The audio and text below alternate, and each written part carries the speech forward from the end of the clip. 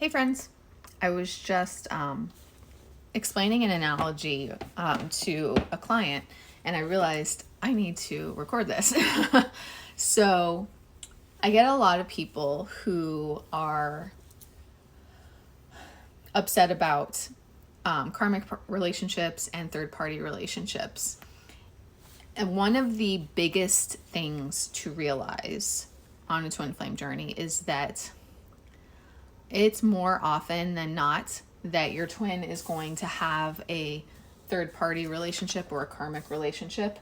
And you might also, because those relationships are a necessary part of the journey and the process as well, because they are teaching certain lessons that are part of your growth and part of also releasing the karma. Because not necessarily third party relationships, those might just be those aren't as significant as a karmic relationship. They might have a reason or a purpose, but they're not as significant. The karmic relationships, they usually almost always have past life histories also. Like just like you have a past life history with your twin flame, karmic relationships have a past life history also, and that karmic person's soul has played like the same role over and over again in your twin flame journey overall. And it's that relationship is happening for the lessons and for releasing certain karma. So as much as it sucks like watching your twin be with someone else, we do have to reach that level of understanding that this is happening for a reason, and there is something that is supposed to come from it, lessons or healing or growth in some way. Spiritual awakening happens too when you have karmics who are doing spiritual warfare and trying to force your twin to be with them, like through black magic and summoning demons and stuff like that. It ends up being a catalyst for the divine feminine's spiritual awakening process, because they have to then defeat that spiritual warfare. So all of that serves a purpose, and there's a reason why it's happening on your twin flame journey. I paused to ask Spirit the percentage because I couldn't remember what it was, but I wanted to confirm. So 90% of twin flames have to deal with a third party or a karmic relationship. So basically, you should almost expect that, okay?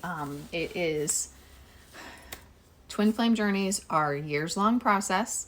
There's almost always a separation. Like I literally know one person who has not had a separation. And these third party and karmic relationships are part of the journey for the lessons and growth and awakening. Okay, so first of all, divine feminines have to come to an acceptance about that and not hold it against their twin.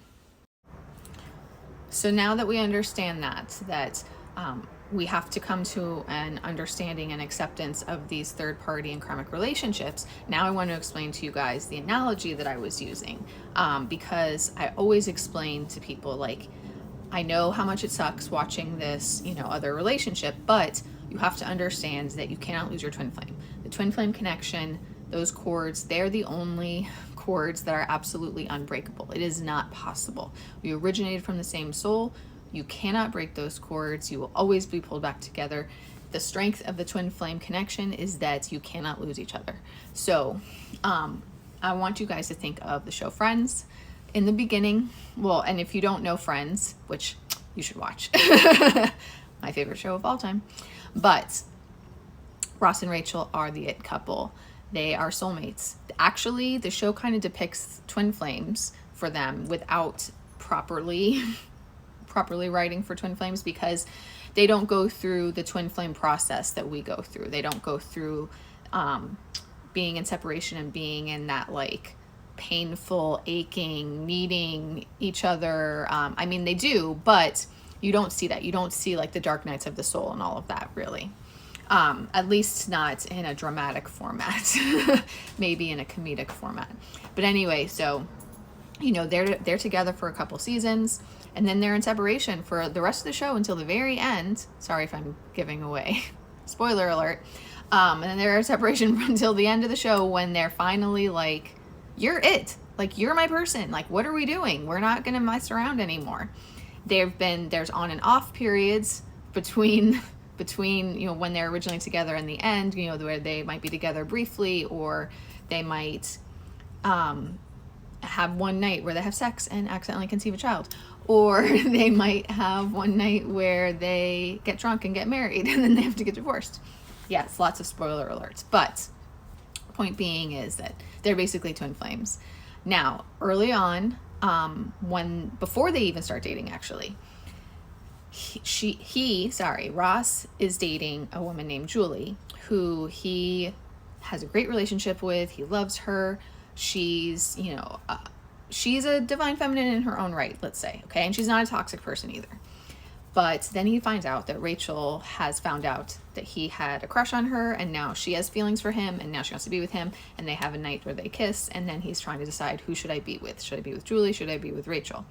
So he goes about making a pros and cons list of, why he should be with Julie versus why he should be with Rachel. So let me finish in the next one. So, on his pros and cons list, there's way more pros for Julie than there is for Rachel, because at that point in Rachel's life, she actually was kind of a hot mess. Like, she had, I'm not going to get into all of it, but she was a little bit of a hot mess. She needed to get her life together. She needed to find herself. She needed to find her path and her purpose.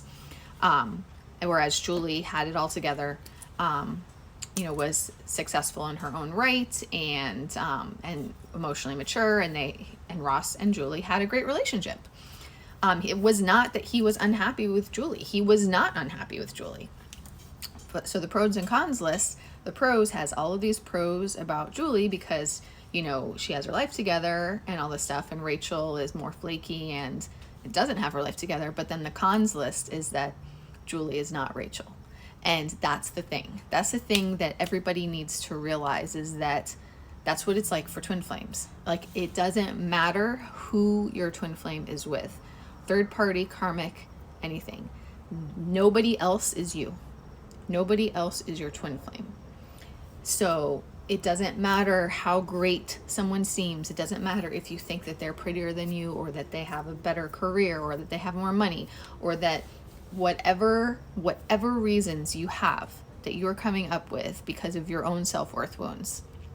Whatever it is that you're worried about, oh, that person is like this and that and whatever. It doesn't matter, because they're not you. Nobody can replace your twin flame. It doesn't matter if your twin is temporarily trying to convince themselves that they want this other person or should be with this other person, because there's always a runner period. There's always a separation period that is necessary for the growth.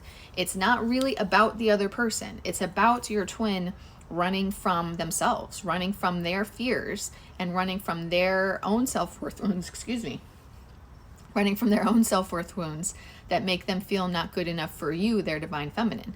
But they will not love anybody like they love their twin flame. They will not feel for anyone else the way they do for their twin. They won't be attracted to anybody else like they are attracted to their twin.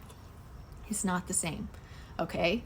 Any of those relationships are temporary. They're for a reason. They will run their course and they will end. Sometimes their endings might need a little bit of help from the divine feminine when there's spiritual warfare involved. But the main point is that don't let those get to you. Don't let those relationships and those third parties get to you, because nobody can replace your twin flame. You cannot lose your twin flame. You will always find your way back to your twin flame. All roads lead to your twin flame, okay?